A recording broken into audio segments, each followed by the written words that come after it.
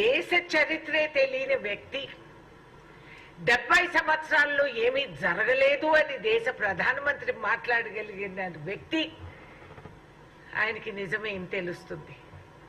కాంగ్రెస్ ఏం చేసింది ఈ దేశానికి, ఏ పునాదులేసి ఆ పునాదుల పైన నువ్వు నిలబడి మాట్లాడుతున్నావు అనేది మర్చిపోయాడా? కాంగ్రెస్ మేనిఫెస్టోలో ఏముందో ఆయనకి తెలుసా? తెలిసే మాట్లాడుతున్నాడా, తెలియక తప్పు మాట్లాడుతున్నారా? నేను ఆయనని డైరెక్ట్ సవాల్ చేస్తున్నాను. మీరేమన్నారు? పేదవాడికి నేను ఇస్తాను, 15 లక్షలు తెస్తాను, దేశాన్ని దోసుకున్నోళ్ళని వాపస్ తీసుకొస్తాము, 16,00,000 కోట్ల రూపాయలు నువ్వు కేవలం నీ స్నేహితులు బిజినెస్ మెన్ది నువ్వు తుడిచివేశావు. ఇవాల్టి రోజు ఆ డబ్బులతో భారతదేశ వ్యాప్తంగా మీరు రైతులకు అందజేసింటే ఎటువంటి రుణం కూడా వాళ్ళకి మిగలకుండా ఇవాళ బతుకుండేవాళ్ళు, ఆత్మహత్యలు ఆగిపోయిండేటివి. కానీ లేదే, 1,600 lakh crores you have wiped out. మీరు తుడిచివేసిన వాళ్ళు ఇవాళ మీరు ఏం చెప్తున్నారు? ఎందుకు ఆ నిధులు మీరు ఇవ్వలేకపోయారు? పేదరికానికి మీరు అది ఎందుకు ఉపయోగించుకోలేకపోయారు? అని ఇవాళ మాట్లాడితే హిందూ ముస్లిం మాట్లాడతారా? ఛీ! కొంచెమన్నా కాన్స్టిట్యూషన్ ఏమిటి, దేశ చరిత్ర ఏమిటి, కాంగ్రెస్ పార్టీ వేసిన పునాదులు ఏమిటి అనేది అవగాహన ఉండింటే, ఈ దేశ చరిత్ర గురించి చదువుకొని ఉండింటే ఈ విధంగా మాట్లాడుండేవారు కాదు.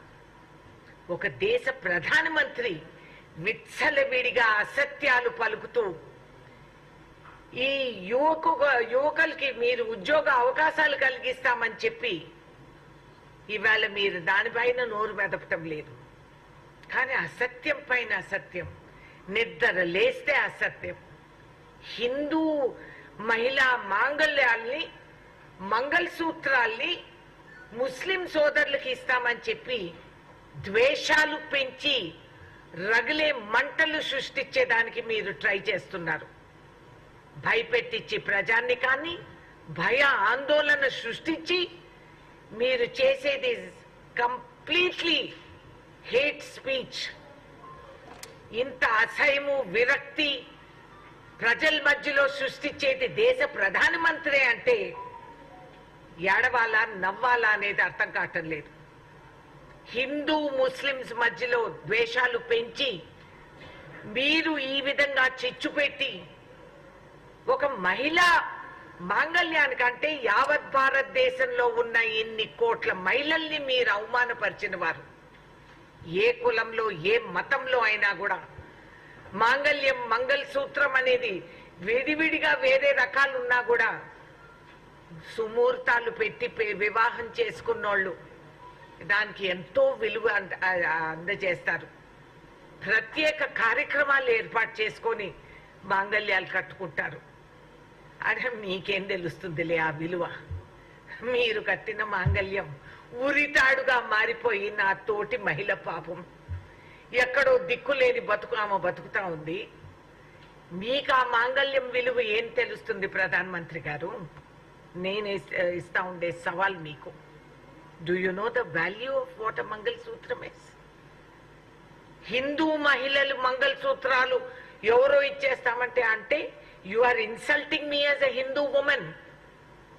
నా మంగళసూత్రం తీసే ఓపిక, తాకత్ ఎవ్వరికి లేదు. నేను చచ్చిపోయే వరకు నా భర్త ఆయుష్ ఆ మంగళసూత్రం 3 ముళ్ళు నా మెళ్ళలో ఉంటాయి. తెలుసా మీకు? మీది కూడా పాపం ఒక మహిళ మెడ చుట్టూ ఉంది. మీరు ఏం మాట్లాడుతున్నారండి? హిందూ మంగళసూత్రాలు, మహిళా మంగళసూత్రాలు దానం చేస్తే ముస్లిమ్స్ అందజేసుకుంటారా?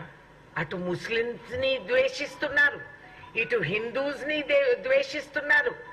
మీరు మహిళలను అవమానపరిచారు. You have to apologise. దేశవ్యాప్తంగా నిలబడి నిజంగానే నువ్వు మగవాడివి, నీలో మంచితనం ఉంది అంటే నిలబడి మీరు అపాలజీ చెప్పుకోండి.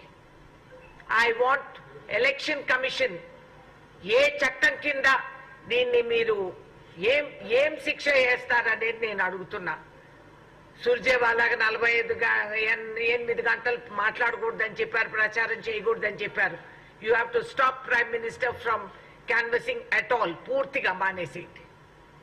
Let me see what the election commission is going to do. What action election commission is going to take. This is a hate speech. This is a divisive speech. And this is insulting the women of this country.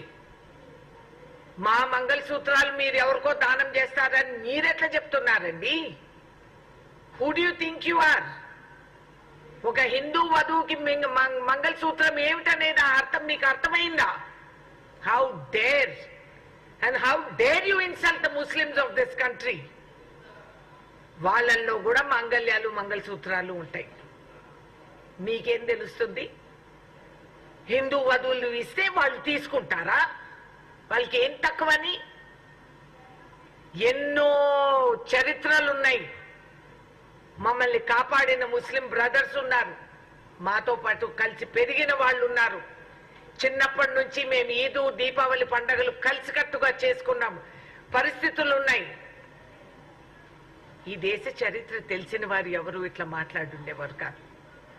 It is a matter of national international shame that the Prime Minister of this country has spoken like this. What have you done for unemployment?